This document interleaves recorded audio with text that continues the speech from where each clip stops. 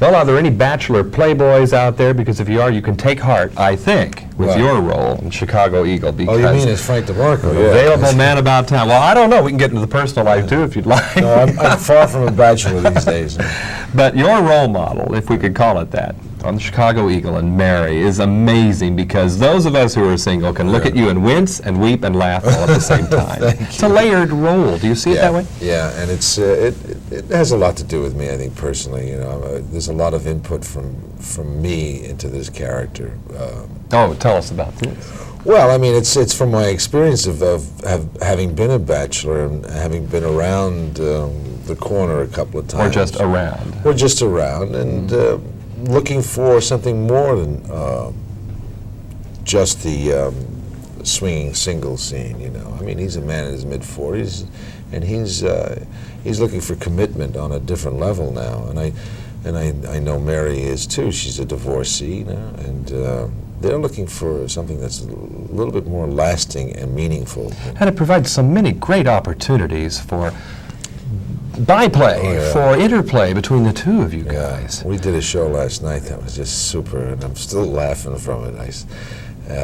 Because we go at it, and we did things that I don't know where it comes from, but the two of us get together and literally sparks fly. Well, you are locked in combat, but it seems like I see signs of it thawing. Now, what about the future of the relationship here? Are you hip to what's happening further down the road? Well, we're going to get them. I believe they should get together, because they challenge one another so much and so many different levels that it would be a shame if they don't. But it's not going to happen overnight, because they've got a lot of testing to do, a lot of challenging to do, a lot of roads to go down yet. And he's a thorn in her side, as well as she having a great deal of respect for him. She hasn't quite figured out where the respect lies, you know, and he just adores her secretly. I mean, a lot of it is secret, and a lot of it is layered by his macho-ness. Well, it makes her so mad. Yeah, because he knows it's making her mad. Yeah, and it makes her mad because women like you. And he's not really that kind of a guy. He's just putting her on a bit. But they have, you know, there's always a question of who's in charge. Even though he's the managing editor, there's a question of who's in charge. And he gets those challenges quite often. And what I've decided, and I think we've all decided, he's going to look for any excuse to keep her there.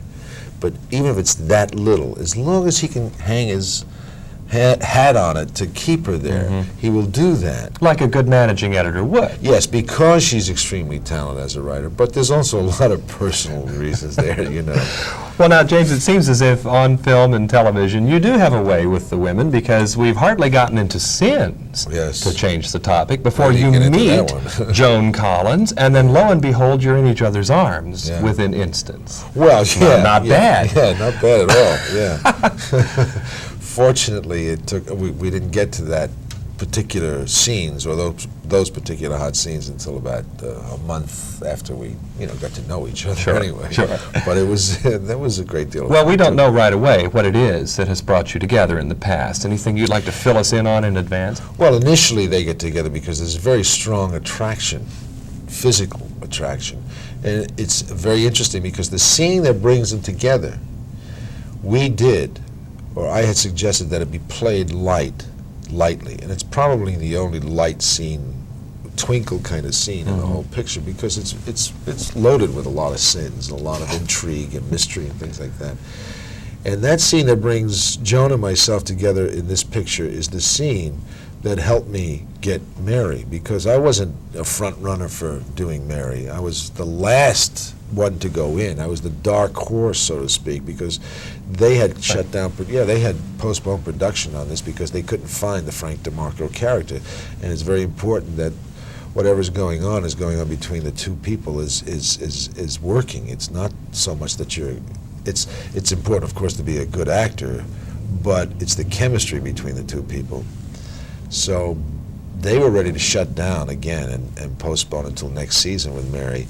And because of this scene that Joan and I had that set up the whole relationship with Joan and Sins, was shown to CBS. You're kidding. I swear to you.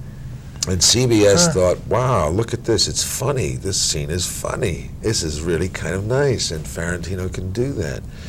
They, in turn, suggested to Mary and to the MTM company that they see me because they were having a problem. And I didn't know this to begin with, but they all went, oh, come on, you know, James Farentino doing comedy, we'll shut down and we'll look again, you know. But they did see me, and I did read for it. And they honestly, because they told me, Mary told me this later, and Danny DeVito and our producers, Levine and Isaacs, told me later that they had no idea that I was going to be right for it. They thought, forget it. Sounds like you would echo the sentiment, blessed be the ties that bind a series and a film. Because yes, these two I came do. together for you? That's how they're so interrelated. And this is not just publicity hype. This is somebody up there saying, this is the way it's going to work, kid. You're going to do sins, and somehow you're going to go on. And I mean, I didn't know it. And when I went in and read for this, I walked out of there, and I was on a Tuesday, and Friday I was in rehearsal. That's how quick it happened. And they weren't just drawing straws there. They said, this is the guy. Amazing. This is the guy. You know, let's go. And I knew it. I knew it was right for me, but they didn't know what I could do because I hadn't done comedy on television. A dramatic improbability, but it's real. Yeah. Thanks so much, James Thank Farentino. you. And from Los Angeles for KCTV5, I'm John Tibbetts.